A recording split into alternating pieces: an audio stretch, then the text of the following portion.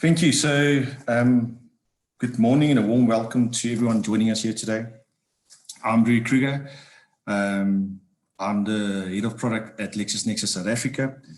I've got some experience in the FICA and KYC environment. We are worked with one of the largest banks in South Africa, where we monitored sanctions and watch lists and adverse media for a period of time. I joined LexisNexis 14 years ago, and we had the privilege to service a lot of our customers in enhanced due diligence solutions, also screening solutions.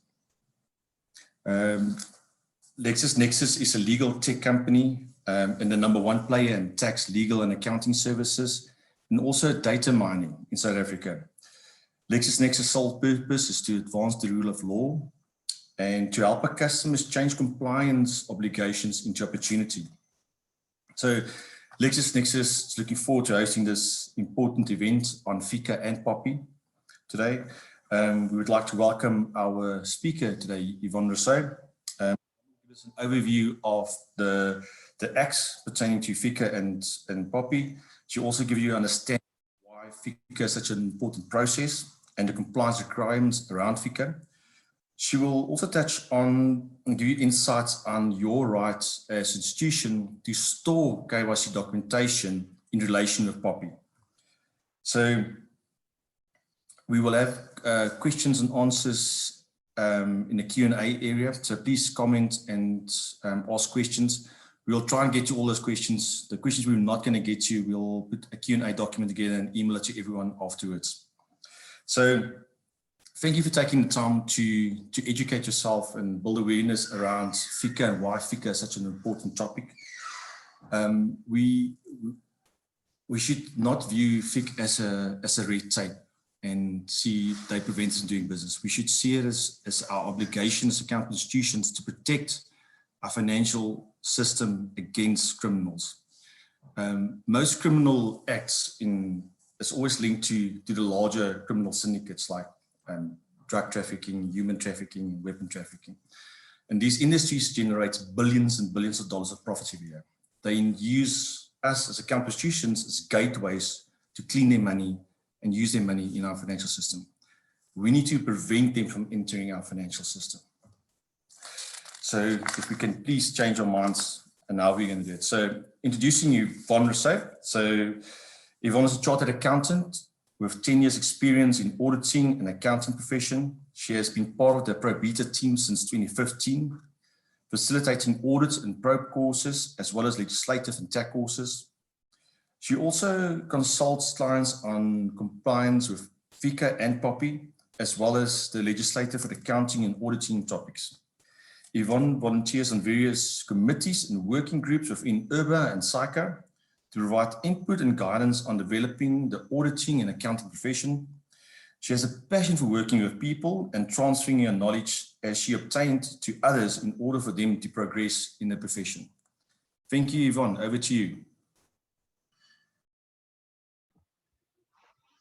Thank you, Rudy, and good morning. And thank you, everyone, for having me today. Just quickly sharing my screen there, making sure it is up. Okay.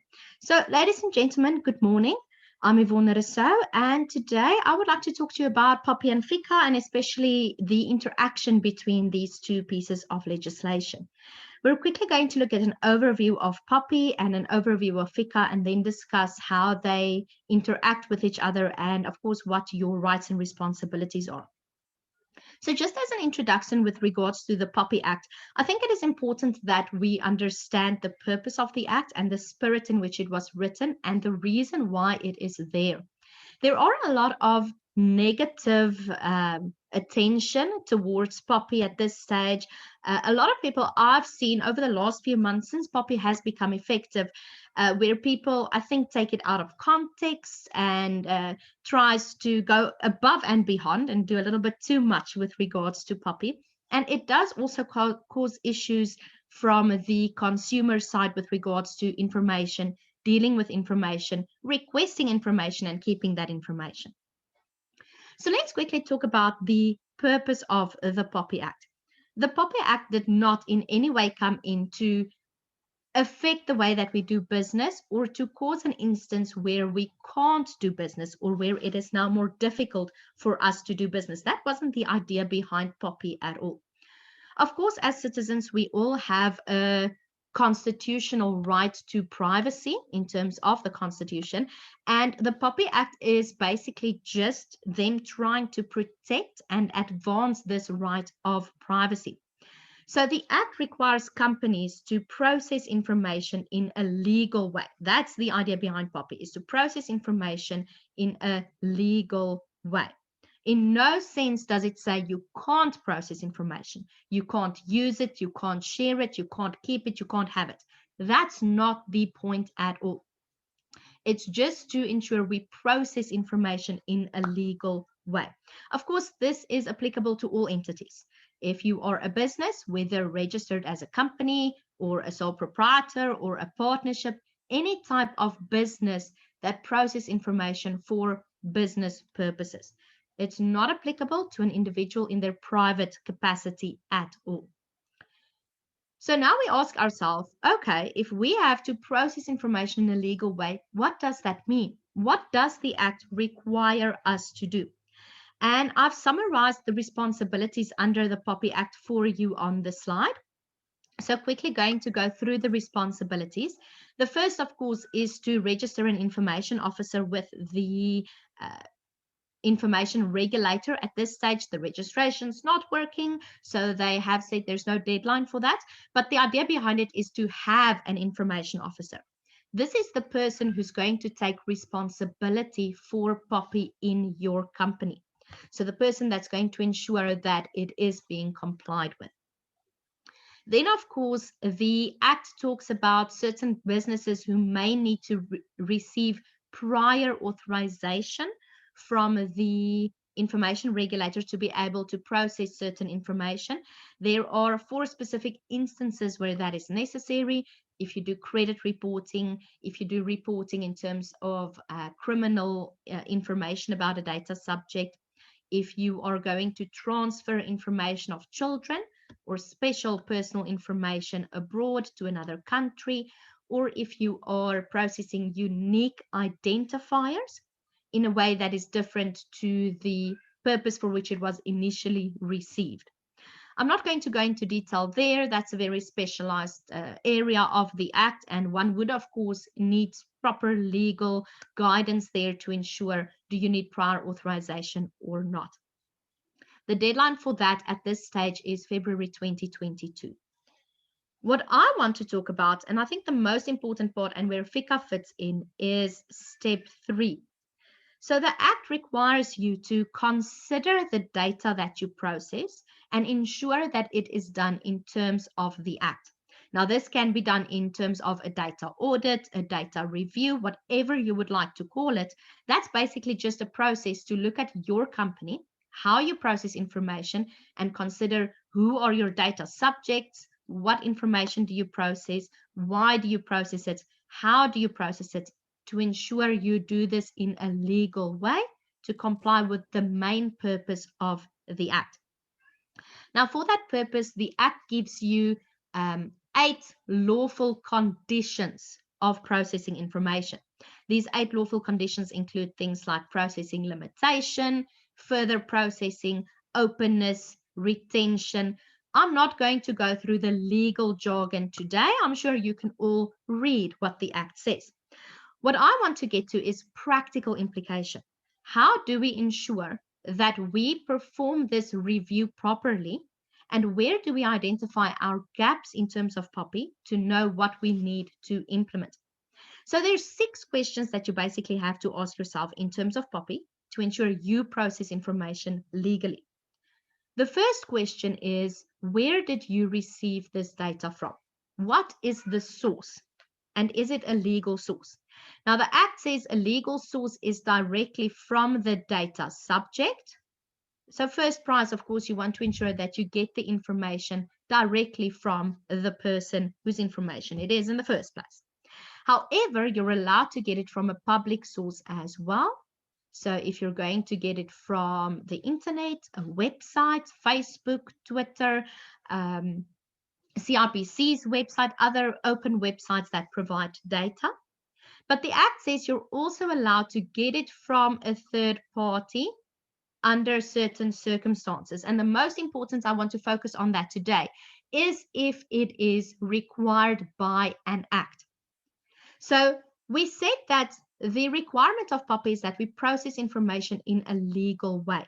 So throughout POPI, it does indicate that if there is any other piece of legislation, such as FICA, that requires you to have information and process information for a legal purpose, then of course you are allowed to do it. Then POPI will not stop you.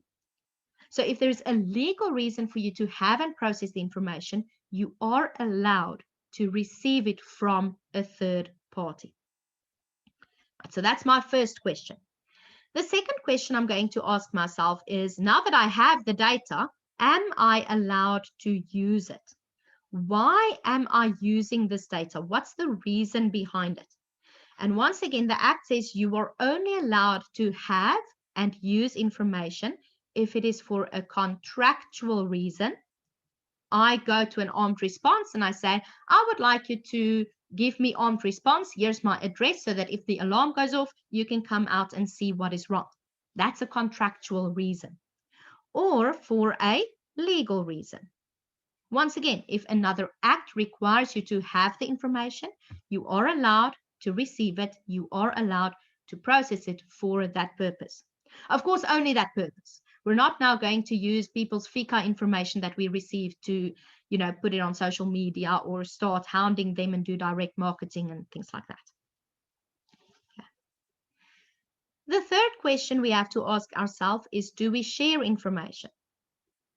Once again, we are allowed to share information if it is for a contractual reason. So you need to share your client's information, maybe with the places where you invest their money, or if you are a broker, with the institutions where you take out financial services for them, whatever the case may be. If it is to fulfill in terms of the contract, you are allowed to do so. You are also allowed to share data, once again, if required by another act. So thinking about FICA, you will be allowed to report a client under FICA if required. You will be allowed to share information under FICA with the FIC Center or with other investigative bodies. The fourth question that we're going to ask ourselves is, do I inform the data subject? So the Act says that the data subject must be informed about the fact that we are going to use their information in these ways. I apologize. Now, when it comes to FICA, most of the FICA documents you will receive from the client themselves. So definitely while receiving the FICA documents, you can inform them of the fact that you receive it for FICA purposes. So that shouldn't be too big a problem. The problem comes in with sharing the information. Are you going to inform the data subject that you need to share information, especially in an instance where you are reporting them to the FIC Center? And the POPI Act once again says there is an exclusion. If you cannot inform the data subject because it will impede on any legal process that needs to happen. If you think about it, if you tell a client that you're going to report them to the FIC Center for unusual or suspicious behavior before you report them, you're tipping them off. That's not allowed under the FIC Act. You can get quite high penalties for that. So POPI allows for that and says you don't have to inform them if another act requires you not to. The fifth question you're going to ask yourself is, do we safeguard the information? So depending on the type of information you have, where you are storing it, on a computer, in a filing cabinet, on the cloud, in a server, how do you safeguard it? And then lastly, how long do you retain the information and how do you destroy it once you no longer need it? For retention purposes, The POPI Act allows you to keep information for as long as is needed under another legal requirement once again.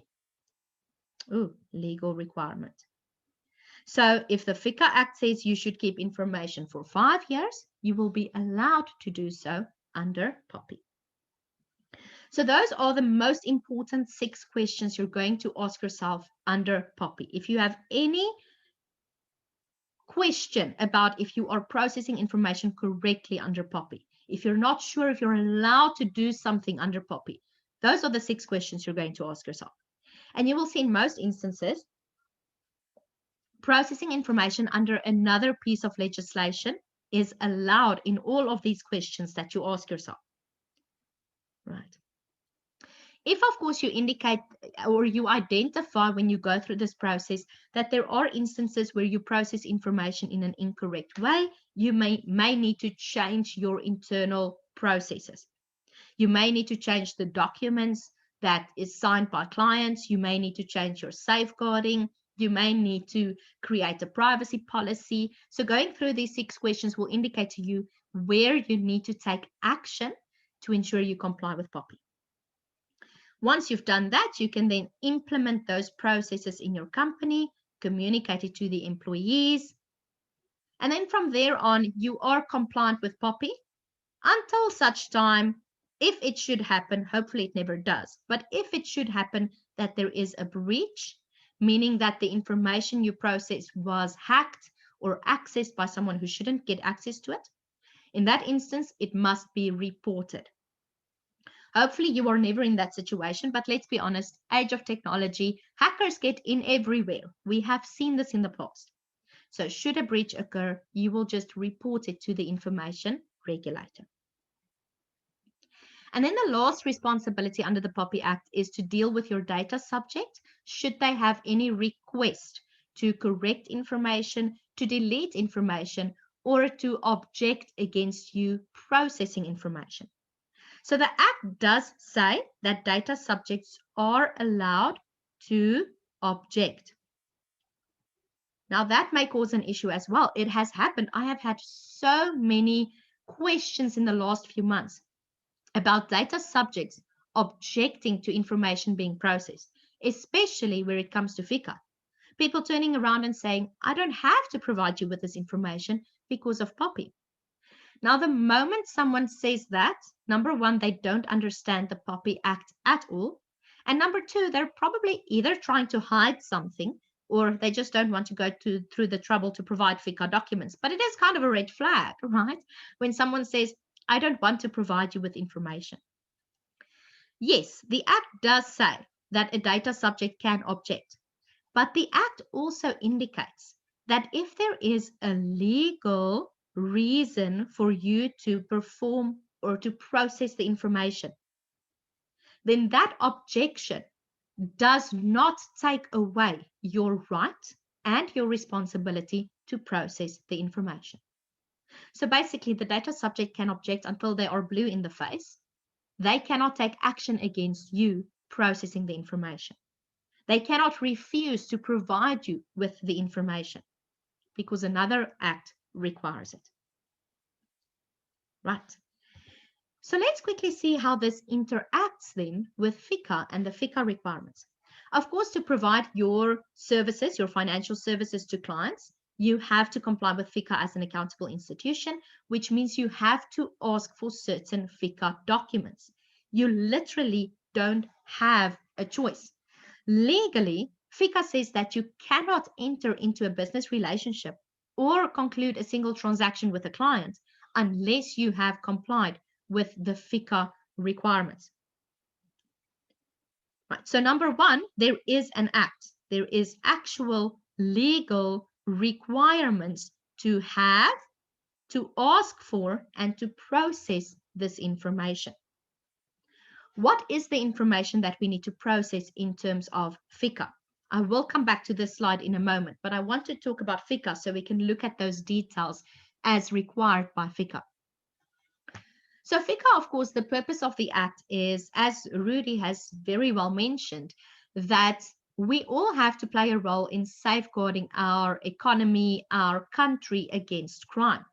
And the idea is to make sure that crime no longer pays. Unfortunately, criminals still commit crime because they can make quite a lot of money out of it. We want to get to that situation where crime does not pay. How do we do that?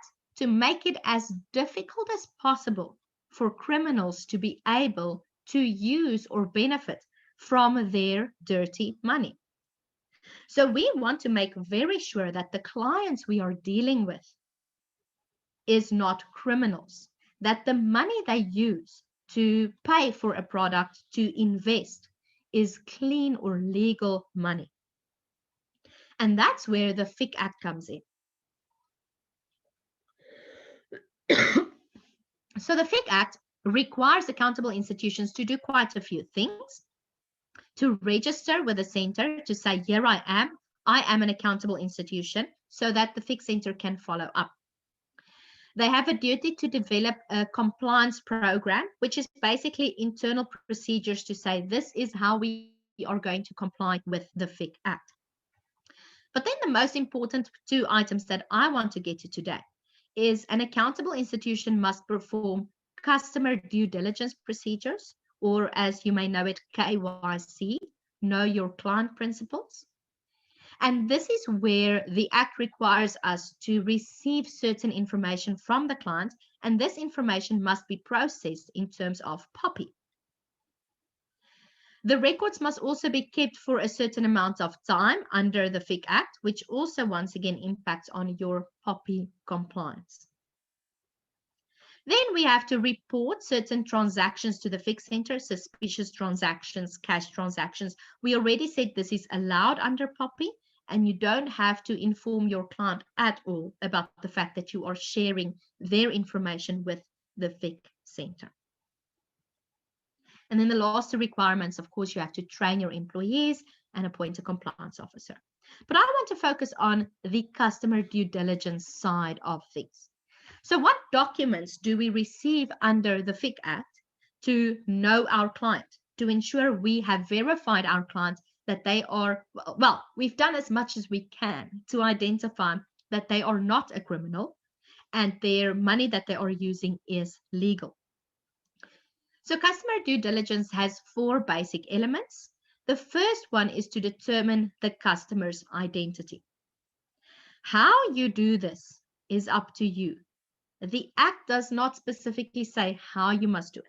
You can do it by checking an ID, license, driver's license, a passport, other type of identity documents if they have it. If it's a company, of course, you may go and search for them on CIPC to see if they are registered. If it's a trust, you may ask for certain documents. So depending on the type of client, the type of person they are, there are different ways to verify the identity. But you have to at least know who your client is.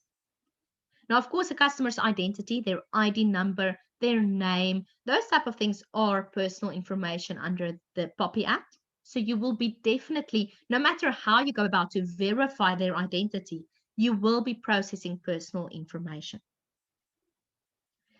Secondly, you have to understand the purpose and intended nature of the business relationship, including, and this is the important part, the source of funds. Where do they get their money from? Of course, under POPI, your financial history or employment history is personal information. So whether you are verifying that a person is employed by a certain company or verifying a company's financial history, you are processing personal information. The next requirement is to identify beneficial owners of a company if it is a legal entity, which means you have to go to the shareholders, get the shareholders' information, the directors' information, the beneficiaries or trustee of a trust, the members of a CC, depending on the type of entity it is, which means that now you are expanding your data subjects. It's not just your client that is a data subject, but also the client's beneficial owners, who becomes your data subject. And you may not in all instances get their information directly from them. You may be getting it through the company that you're dealing with, which means you're getting it from third-party sources. But we said in terms of POPI that is allowed because of the fact that you have to comply with FICA. But now other questions start to pop up. How do you inform these people of the fact that you have their information? Because the Act says, the POPI Act says, you must inform a data subject that you have their information and that you are processing it. So how are you doing that? That's a consideration to think about. And then our fourth element of customer due diligence is to conduct ongoing due diligence. Ongoing due diligence just means to, on regular intervals, confirm information, make sure if there were changes, that you follow up on those changes, that you have all the right, correct information. So if someone moved, a new proof of residence, if a company shareholder changed, new information regarding the new shareholder, whatever the case may be. Of course, these four elements are performed in accordance with your risk program, which means that you're not necessarily going to perform the same procedures for all your clients. It will depend on their risk. For some clients, you may only ask for their ID and that will be enough. For other clients, you may want to do a little bit more work to verify their identity. Maybe go and check them with Home Affairs. So check them with third parties. Maybe stalk them on Facebook a little bit. I don't know, whatever you need to do to verify this person's identity. But that, of course, will be based on your risk matrix. But it will affect the I apologize, the type of information you have for that client and whether or not you are processing it legally under POPI. What can influence your risk of a client? So the Act talks about things like the type of client it is. Is it a natural person? Is it a legal entity? It talks about the geographic area where that client is from. Of course, there are certain countries with money laundering deficiencies. And if you are dealing with a client from a country who has deficiencies, they are automatically a higher risk. You want to make sure that you're not perhaps dealing with a criminal. There are certain natural individuals who pose a higher risk due to the type of person they are, a prominent, influential person or a public figure. In short, we call them PEPs. A prominent person, whether from a foreign country or from our own country, someone in government, someone that's part of a royal family, someone who's a minister.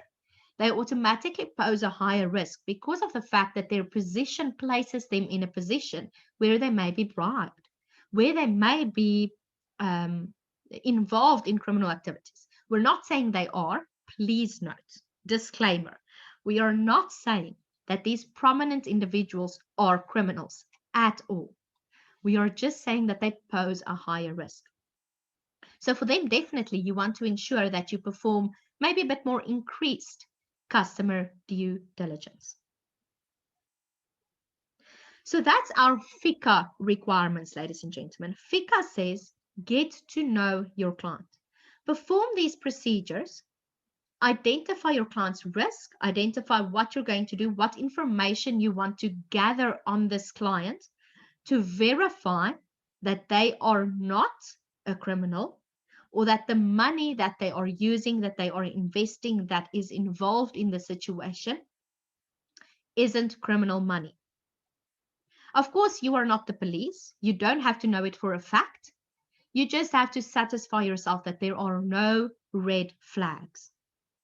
If you ask your client certain questions, if you get this information, their source of funds, their identity, and there is no red flag, no reason for you to believe that the money or the person themselves may be criminal, then you can carry on with the transaction. But now, of course, we're sitting in this instance where we have to ask for this information It includes personal information, depending on what you are asking, but the identity definitely, proof of residence definitely, financial information, employment information definitely. And we must keep these documents in terms of the FIC Act for a period of years. The FIC Act specifically says 5 years. If you have a business relationship with a client, meaning it's an ongoing relationship, then 5 years from the date on which the relationship was terminated.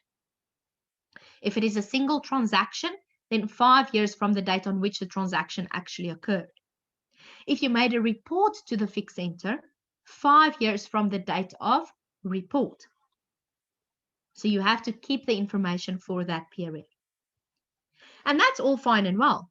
But now, of course, POPI has come in from the 1st of July. And now we're asking ourselves, how does that affect our processing of these FICA documents? Are we allowed to still have it? Are we allowed to still ask for it? And as we've said, the answer most probably is yes. But POPI in and of itself can lead to certain very important questions, maybe from your side, maybe from that of your data subjects and that of your clients. Questions such as, can a data subject object to you processing their FICA information?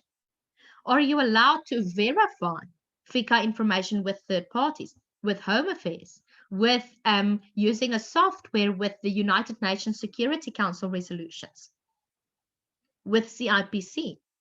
Are you allowed to share the information? And if so, how do you do it to ensure it is in compliance with POPI? So let's run through our 6 questions quickly once again. Input. Most of your FICA documents you will receive directly from the data subject.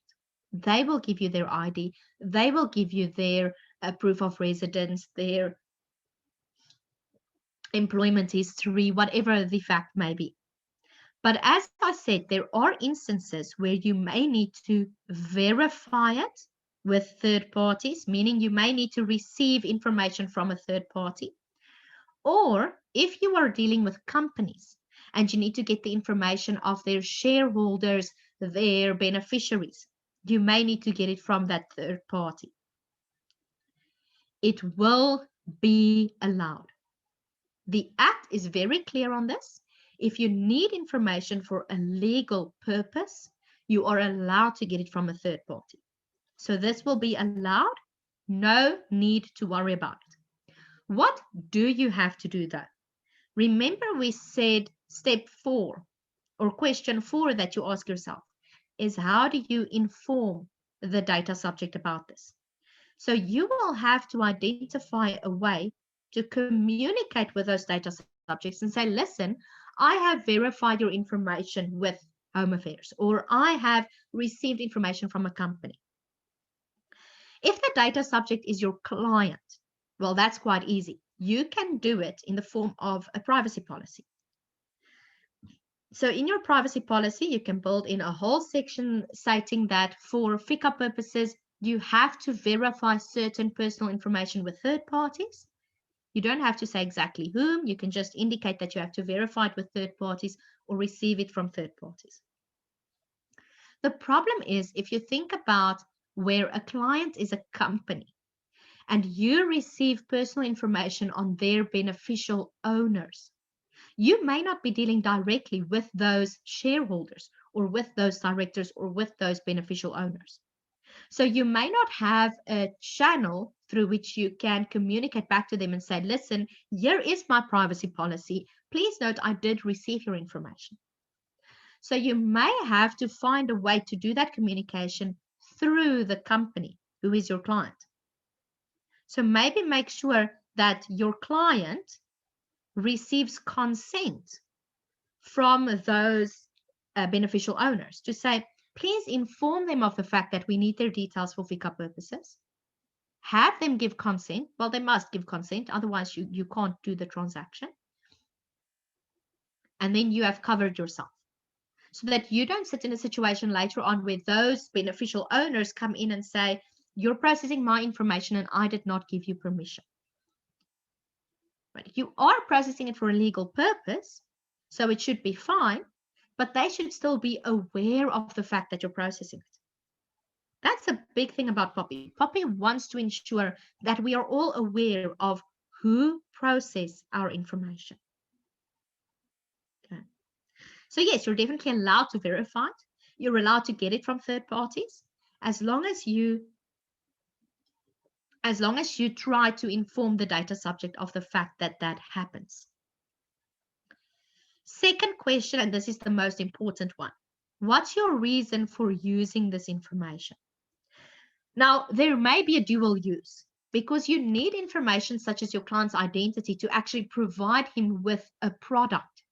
It's not only for FICA purposes, right? So there's a dual use.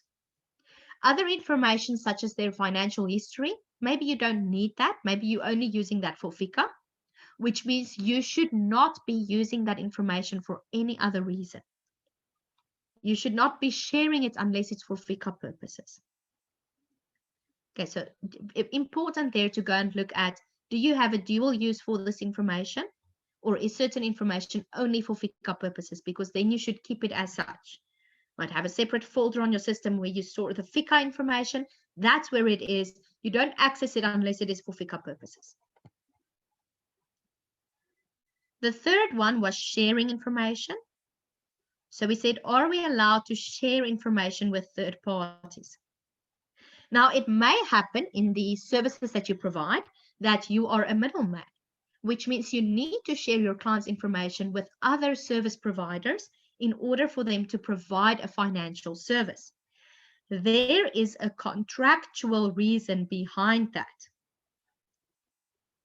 Right, so the contract you have signed with your client, the agreement you have entered into, requires you to share their information. Then it is allowed. But remember what we said about step 2. If the information is only necessary for FICA purposes, not to provide your client with a product, then we don't really want to share it with other parties unless they also need it for FICA purposes. If they also need it to FICA your client, to be able to provide your client with their product, then yes, you are allowed to share it because you are sharing it with them for the same purpose than you received it. You received it for FICA purposes, so you're allowed to share it with another accountable institution for FICA purposes. Okay, so for contractual purposes, great. If it is also for FICA purposes, great. Once again, when you share information, you have to inform. So please make sure your privacy policy indicates how you will possibly share information with other parties, other accountable institutions. And then safeguard, well, that's easy. Just make sure you protect the information where it is. No problem there. Lastly, retention. You are allowed to keep it for 5 years as per the FICA requirements. Okay, so how long do you retain this data? Well, throughout the relationship, you can retain it, no problem. While you still have a business relationship with that client, no problem. The moment that the business relationship ends, you have 5 years as per FICA. Poppy allows that.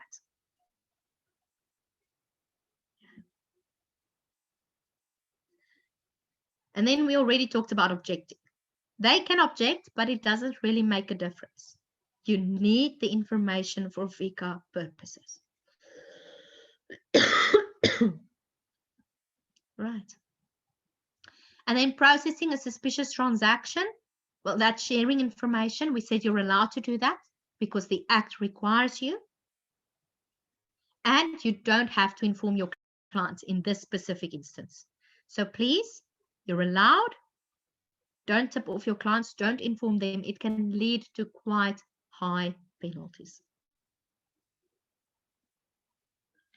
So ladies and gentlemen, that is how Poppy affects FICA, or then how FICA affects Poppy. Both pieces of legislation, of course, is quite important. You are probably in all instances already compliant with POPI, unless you were sharing information with people you were not supposed to share it with, or using it in ways you were not supposed to use it in. Okay, maybe the only thing you will have to do is some extra paragraphs on a contract, maybe a privacy policy. But please do make sure that you comply with both. Both carry heavy penalties. For FICA purposes, if you don't perform your customer due diligence procedures, you are looking at a penalty up to 50 million. I know some of the banks actually got higher penalties, but the Act says 50 million for the administrative penalty. Under POPI, if you're not processing the information correctly, well, the first thing that's going to happen is there will be an investigation by the information regulator, and they will probably give you what they call a compliance notice. If you don't comply with a compliance notice, then after that, they can give you a penalty of up to 10 million. So it's both in the millions. It's quite high penalties. You don't want that. So compliance is key. But that brings me to the end of my part for today. Thank you very much for having me, and I'm giving over to Richard then.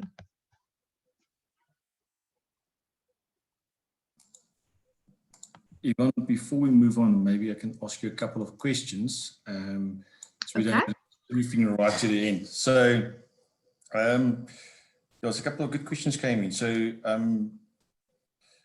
there's a question about the period of keeping the data. So someone asked about if a service provider requests you to keep data for 7 years and the Act only allows it for 5 years, what is your obligation on that? So the POPI Act actually says that you can keep it for longer if you have informed the data subject. So what I would usually recommend to companies is choose a standard retention period. I know the Companies Act says 7 years, so some legislation do require you to keep information for longer. So I would say choose the longest one, 7 years, and write it into your privacy policy. So inform the data subject, we keep information for 7 years.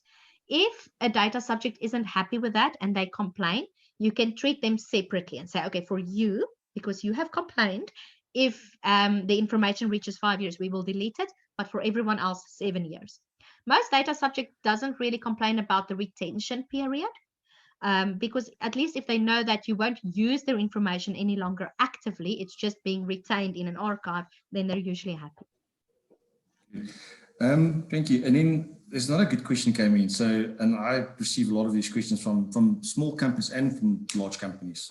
So is it good practice to appoint your FICA compliance officer as your POPI information officer? Well, you can. I think it will be a bit of pressure on the compliance officer themselves. The Act does require your information officer for POPI purposes to be a very specific person, the CEO, the managing director, the person basically in charge, but you can delegate the responsibilities to a deputy. So you can definitely make it the same person if it's easier for them, if they have capacity and so on. And I think definitely since the two interact so closely, it's a good idea. Good, thank you. And then Yvonne, what are some of the tools in the market that help support customers with this process of obtaining information from third parties, or any tools available for risk-based approach? Is that now for POPI or FICA, both? No, let's call it FICA. I mean, POPI is information outlets on FICA. Yes. So for FICA purposes, of course, there's quite a lot of products out there. LexisNexis also has their customer due diligence product, which helps you to identify the risk for a client, perform your customer due diligence procedures, and then, of course, document the information that you have received for customer due diligence purposes. So yes, that's definitely an option out there. Thank you. Listen, we've got a lot of more questions coming in. So, but let's hand over to Richard for now, and then we'll jump into the questions after this session. Thank you. Right, thank you. Thanks, Rudy. Good morning, everybody. I'm Richard Randall. I am the product owner of Lexis KYC. I have about 16 years of financial software application development under the belt. And today I'm going to showcase the Lexis KYC product to you. So just get the screen share going here. Right. Right, so Lexis KYC came about in trying to address the pain points in the FIC Act for our clients. And we do that by trying to address some of the issues that customers have trying to comply with the program. So we do that by partnering with your compliance program. So your compliance program and your risk-based assessment can be created within the application. And this unique assessment, which I'll show you later, can be created in the application along with the risk that your particular company is provided to take as an applicant. Helps your compliance officer by helping to audit and manage the onboarding of customers and providing the supervisory functions for your staff. Of course, the product enables you to identify and verify your customer. It provides auditing tools, so you can audit the verifications as well as the staff working on the system. And of course, mainly the screening of enhanced due diligence, which everybody's so interested in. So it starts with the risk assessment matrix. So the risk assessment matrix is where it partners with your compliance program. So if you have a risk assessment and you're doing that manually, that can be created in the system. And then that can be a consistent questionnaire that you provide to all your customers as you're onboarding them. So each section obviously can be weighted separately. So if your business has more activity risk, you can increase the risk or the weighting of that particular risk in the business activity section of the assessment. And if you have a company that works with foreign nationals, you can increase the risk in your country risk, for example. So you can weight your particular section for the risk that your particular company may feel is more important. Going on from the risk assessment then, once you've got all the assessment details, is we provide a verification tool for the identity against Home Affairs. We also check documentation to make sure that it's not fraudulent. We do that by decrypting some of the barcode information in documents, comparing it with the data that's in the book, trying to assess whether it's fraudulent or not. That's all stored in a document library. You also have verifications against the CIPSI for companies and foreign entities. That is coming later. And we also verify contact information against the major bureaus. So obviously this impacts your POPI as well, the ID and the contact information from the bureaus, and that's stored safely within the system as well and deleted in accordance with acts. So if an address or a phone number, etc., is matched, the system will automatically match it, save that verification and audit it in the system, and the data for the auditing is removed after the fact. So you would be compliant there. And there's performing enhanced due diligence. So enhanced due diligence is performed against Lexis World Compliance, which is a database of PEPs, sanctions, terrorists, adverse media, etc. And the profiles that's returned is shown to you on the system, and you can go through those profiles and see what the alert type is that that particular customer may have shown. So I'm just going to stop there. There's a poll that's going to be given that's going to come onto your screen now. If you could fill in the poll, that would be great. And then I'll continue in the background.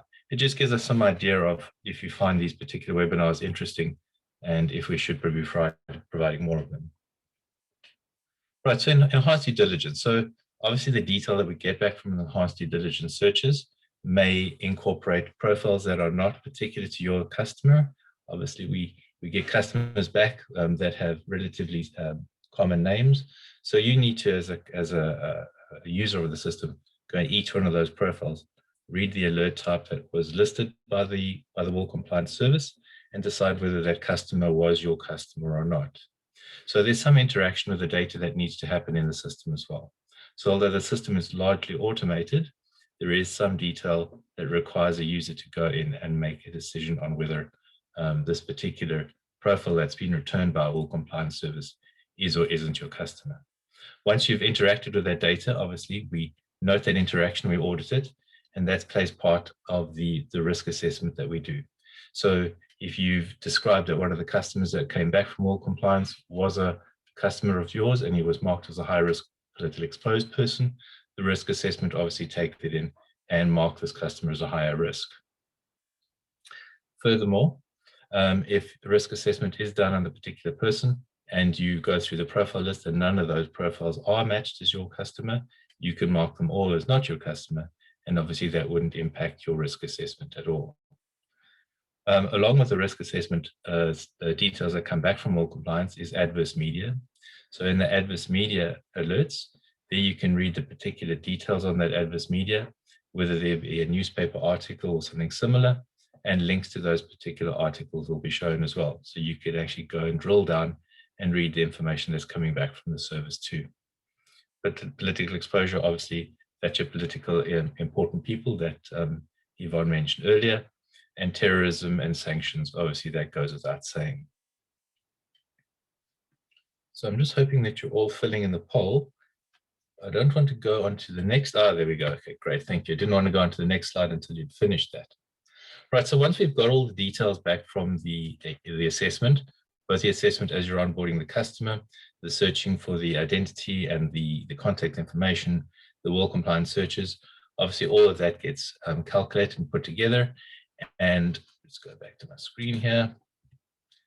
An assessment of risk is then made by the system. So on the profile summary screen, which is shown on the screen now, there is an indicator where a perceived risk is calculated. So in this particular instance here, you'd see it's substantial risk. This particular slide has skewed the screen a little bit, but the substantial risk is shown there so that you're alerted immediately to an indication that something in the system has picked up that this may be a substantial risk to your company. You can drill down into that risk assessment by going to the risk assessment tab. Here, all the details of the particular profile and the verifications are shown. So both the answers to the questions during the assessment when you're onboarding the particular person is shown, as well as the details that came back from the verifications on the various sources that we use. So in other words, Department of Home Affairs, CIPSI, the 4 bureaus, etc., well compliance. All of that data comes into the system, is then vetted. And then there's an interaction with the user using the system. As I mentioned, you need to decide whether the profiles coming back from all compliance are or aren't your customer. Once all of that's done, the system automatically updates and calculates a particular risk. So in this case here, this particular calculated profile risk at the top was automated, but obviously a compliance officer can go in and they can adjust that risk. So if your customers are generally politically exposed, the system would interpret that as being a high risk. But you may decide that, well, just about all your customers are politically exposed. So in your particular instance, they're not high risk. You could move them down to a lower risk level. And that's all audited in the system as well, obviously, as you make those changes. Any documentary evidence that's used during the FICA process is also stored in the system safely with LexisNexis. There's a document requirement module that's built into the system as well. So if you're onboarding a particular entity, so for example, a company, a document requirements list will be shown to the user, indicating that these are the documents that are required to become FICA compliant. That's also obviously configurable by the company. So if you required additional documents or less documents, you could remove that from the requirements list. And then going on from that, future development for us is to extend that to be sent to the actual customer. So once we know the entity type and the documents that are required, you can actually ping your customer with that detail saying, we're about to do a FIC on you or a KYC on you. Could you return these documents using a mobile device back into the system? So that would all be handled by Lexis KYC. And then lastly, auditing. Auditing, obviously, the system is completely audited with who uses it, when they use it, what they did at a particular time, and what the information was that was returned from either a verification or assessment. That's all stored within the system too, in case your company is audited by the FIC. So all of those details are stored also within Lexis KYC. And finally, if there are any questions, this was just a product showcase. We're obviously happy to demonstrate the product more fully if needs be, or to answer any more questions. But if you pose your questions under the Q&A, we'll try and get back to you on those. Thank you. Thank you, Richard. Rudy, over to you. Thank you. Like I said, we have a few minutes left, so I think we need to try and get through a couple of questions that's still sitting there. Yvonne, so one of the questions on Poppy was, if it's a debt collectors or tracers share information, is it allowed under Poppy? So Poppy does allow you to, once again, receive information from third-party sources if it is to protect a legitimate interest of a company, and to share information if it is to protect a legitimate interest. And one of the examples that was actually given is debt collection. So definitely it is in any company's best interest or legitimate interest to be able to receive the money that is owed to them. So in that instance, definitely you can give the information over to a debt collector. So you can share the information with them. The debt collector can receive it from you as a third party, not necessarily directly from the data subject. And from there on out, of course, the debt collector will communicate with the data subject in compliance with Poppy to say that you've been handed over and we are trying to collect this debt. In that sense as well, the data subject won't be able to complain. It is allowed under Poppy. Great, thank you. Yeah, that makes sense. Then there's a question about source of funds. So the question is, does customer due diligence include ongoing refreshment of source of funds? Yes, definitely. So if you're looking at something like an individual, of course, you would regularly want to ensure that if their employment changed, well, not necessarily what their new employment is, but that the salary is more or less the same, so that you can ensure that they actually have the funds for that product. If it is a company, of course, maybe regularly every year you would want to check up on their finances. I don't know, that's maybe the wrong wording, but yeah, maybe things like looking at their financials to ensure that once again they have proper funds for a specific transaction that they have entered into. So definitely. Great, thanks. And I kind of like this question. So FICA uses information, FICA uses information to meet different requirements under customer due diligence versus sanction screening and monitoring. When we obtain information at the start of the relationship, we do customer due diligence. Is it considered further processing when information is used to screen sanction purposes? Well, any use of information for any new reason is further processing, but it will be allowed if it is compatible with the original purpose. And for me, if you are still complying with FICA, I mean, that's the original purpose you received it is for FICA compliance. So whether you're using it for customer due diligence, screening, reporting, whatever the case may be, it is still under FICA, so it will still be compatible. Great, thank you. Then I kind of like this question as well. So the question was, how are you supposed to inform the data subject of a beneficial owner if you are processing the information and you don't have direct contact with them to ask them the questions or to inform them that you're processing the information? So for me, the best way would be to try and do it through your client. So of course, they should have contact with their own beneficial owners. So maybe they can send out a communication or something. The Act does cover instances where it's not practical to inform a data subject. So the Poppy Act actually does say you don't have to inform them if it's not practical. So if there is really no one can get in contact with them, neither you nor your client, there's no way for you to do it, then you can probably claim that it isn't practical. But I don't think it should be used just as an easy out to say, well, I don't want to inform, so let's just say it wasn't practical. Okay, makes sense. So there's some more questions there, but I don't think we're going to get to all of the questions today. I think we covered a fair amount of them. Some of the questions are duplicated, and some questions I think needs a bit more thinking and a bit more technical. So I think we need to really consider them before we answer them online. There was a question on Poppy, and I suppose this person sits in local or municipal government. So the question was, how applicable is the Poppy Act on local government? It depends on whether they are the client or the responsible parties. So there are certain exclusions from Poppy with regards to responsible parties, certain government bodies. I don't have the whole list in front of me now, but there are definite government bodies that are excluded that don't have to comply with Poppy at all. That's if they are the party processing the data. If they are your client, well, then unfortunately, you still have to comply with POPI. So you will still have to process their information in compliance with POPI. Great, thank you. Yeah, so Yvonne, Richard, thank you for today. We really appreciate your time. Thank you everyone for joining us. It was a privilege giving you and sharing this information with you. So let's help LexisNexis enforce the rule of law and comply with the rule of law. And I think, as Yvonne mentioned, it is our obligation as account institutions to make sure we protect the financial system against anything with that sorry, something happening to my screen, to protect our financial system. So thank you, we appreciate your time, and we'll see you guys later.